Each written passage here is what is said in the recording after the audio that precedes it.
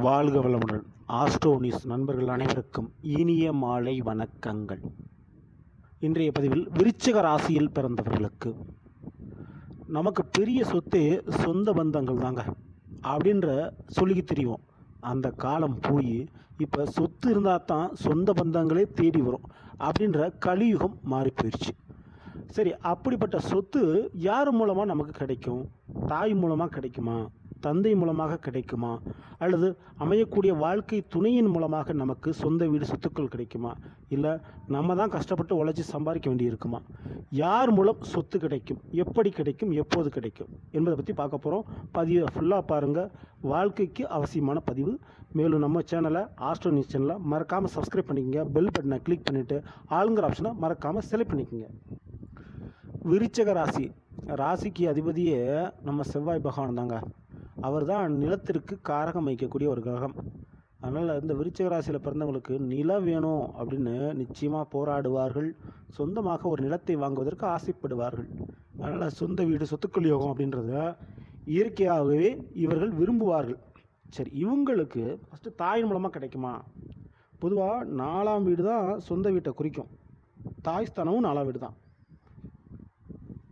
அப்படின்னா இந்த விருச்சிகத்திற்கு 4ஆம் வீடு கும்பராசி. அதற்கு அதிபதி சனி. அவர் 6ல் நீசம் அடைகிறார் மேசத்தில், பட் 12 துலாமில் உச்சம் அடைகிறார்.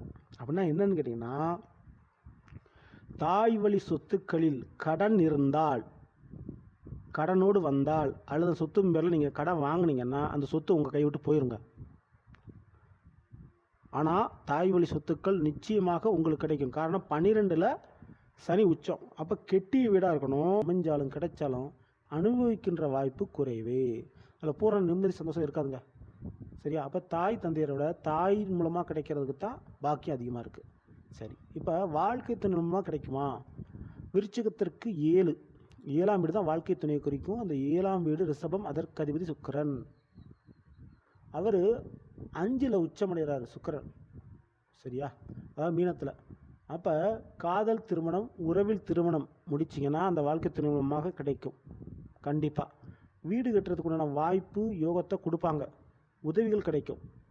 ஆனால் அந்த வீட்டை வாங்கி கட்டி வித்துடலாமா, லாபம் பார்த்துடலாமா அந்த வீட்டின் பேரில் அப்படின்னா முடியாது. சரியா? காரணம் 11ல் கன்னியில் சுக்கிரன் நீசம் அடைகிறார். ஸோ நீங்கள் சுயமாக உழைச்சி வாங்கினாலும் சரி, வாழ்க்கை திருமணமாக சேர்ந்து வாங்கினாலும் சரி, அந்த வீட்டை விற்றீங்கன்னா உங்களுக்கு நஷ்டம்தான். இதை புரிஞ்சுங்க.